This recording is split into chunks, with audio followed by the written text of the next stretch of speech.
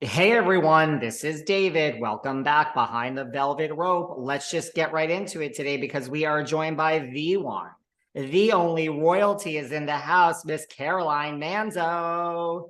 You're the sweetest. I'm going to keep you. I like that introduction. No one ever talks about me like that, so thank you. I mean, listen, it's been 14 years since you came into our lives, Caroline. Like, where does the time go, right? Oh, time flies when you're having fun, I guess, right? That's what they say, right? Well, listen, you're having fun. Food, Love, and Chaos season two of your YouTube show. It's back, it's here. Everyone needs to like it, everyone needs to subscribe to it. Tell us about the show. How did it come about? Just for people that don't know about it. It was actually born because I am writing a cookbook and it will be out in fall of 2023. And thinking, moving forward, gee, by the time the cookbook comes out, I'm going to be off TV for quite some time. And I just wanted to stay connected with the viewers. So I thought, well, what's a good way to do this? Might as well do a little YouTube cooking thing, just make it light and casual and fun. And just it's my way of staying connected to all the viewers out there. Well, when I think of food, I think of Caroline Manzo. I think of ham being thrown around a kitchen. I think of, some meatballs. I mean, do you still have nightmares about the ham game, Caroline? But you know what? That is so long past because I've got a group of full-blown adults now. So the ham game is a thing of the past. They're buying their own ham, so they know the value of the ham, so they don't throw it anymore. No. Well, that's good. I mean, what I love about this channel and this show is that, just for people that, it's not just Italian dishes. Like I saw you made like chocolate bark you started with. I saw you just made granola with amaretto. So I like that there's variety. And I think, people are tuning in and they're just expecting Italian dishes. You kind of cover it all. I cover it all because the cookbook is basically Italian, pretty much so. And I don't want to marry the two. I want the cookbook to be separate from the YouTube channel. So it's kind of like a challenge for me to find dishes that I enjoy making that are not Italian that I could maybe put my little flair on or not, or learn from another culture and just embrace that dish into my rotation, if you will. So yeah, it's fun. It's I'm not a chef at all. I'm just a mom that likes to cook, but I think it's fun. And I hope there's a value to it. I'm having fun doing it. And if you're still cooking in this iconic kitchen that we saw on the show. It's funny because people say, get a new kitchen. I'm like, the kitchen's not broken. The kitchen's fabulous. It's old, but it works fine. Well, the appliances are new. So it is, yes, my exact kitchen from Housewives days. I love Exactly. it. Now, I've had the pleasure of having Isaac Mizrahi on this show 3 times. I understand he just stopped by. He came to New Jersey to cook with you. Did. He did. He is sunshine. He truly is. And we really get along like a house on fire. There's something we realize we're like I was born in August, he was born in October of the same year. So I'm a few weeks older than him. And we have a lot of parallels in our life. So we get along really, really well. And we had a great time. More chattering, more stuff than cooking yesterday, but we had a good time and I was thrilled to have him on. How is Isaac as a cook? He's phenomenal. No, he's a good cook. And that's what, I said to him yesterday. I said, my goodness, look how many hats you've worn in your career. Broadway, fashion designer, textiles, rugs and stuff and cooking. When does it stop with him? Just doesn't. He's Mr. Wonderful. He seriously, you have to see his cabaret if you've never seen it at Cafe Carla. He's phenomenal.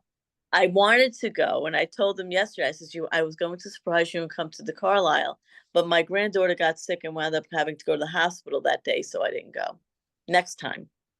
Next time. Well, listen, this is Food, Love, and Chaos. The love, you have these guests, you have your family, and the chaos portion is what is like a Sunday dinner at Caroline Manzo's like. I imagine there's a lot going on. That would be the chaos portion. We're going to be doing a lot. We're learning as we go. We started with this really crazy production team. Then we're down to like the bare bones production. Now I have somebody else. So it's a learning curve, guys.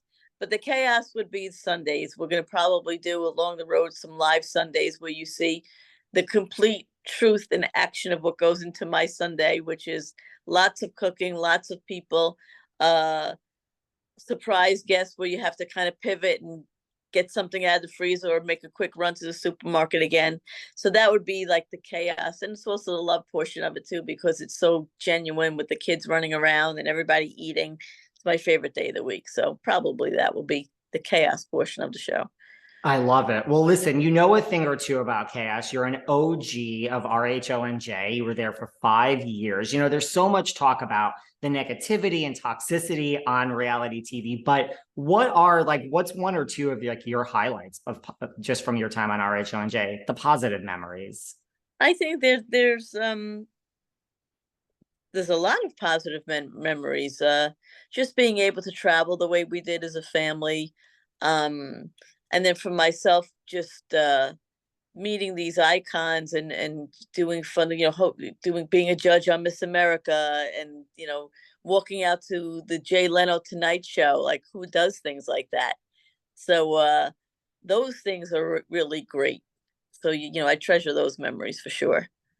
Well, you know, one of my favorite memories is you telling Danielle Staub she's a clown, or that when you said she was garbage, you meant she was garbage. Speaking of that first season, you know, there really was no roadmap. I mean, we had, you know, the OC in New York and Atlanta, but like, did you know what you were getting yourself into, you know, or did you think you were coming on a food and love show only? Had no idea. And as a matter of fact, I said to the executive producer, we were sitting down signing the initial contracts.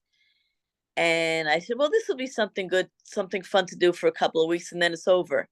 And she looked at me, she goes, it's over. And I said, yeah. She goes, your life's about to change. I said, no, it's not.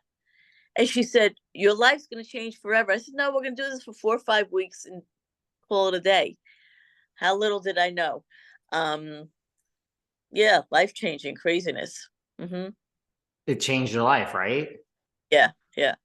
Are you shocked like at what, you know, Housewives and RHONJ has become, you know, and like, you know, it's a whole different show now, right? With social media. And I mean, that's a whole nother character on the show. Like, are you shocked? I'm not shocked at all because it's just going with the flow of society, I suppose. I think social media has a massive part to do with everything today, especially television, um, entertainment world, because it happens so quickly. If there's an issue, you've got talent arguing with each other like in real life right in front of you.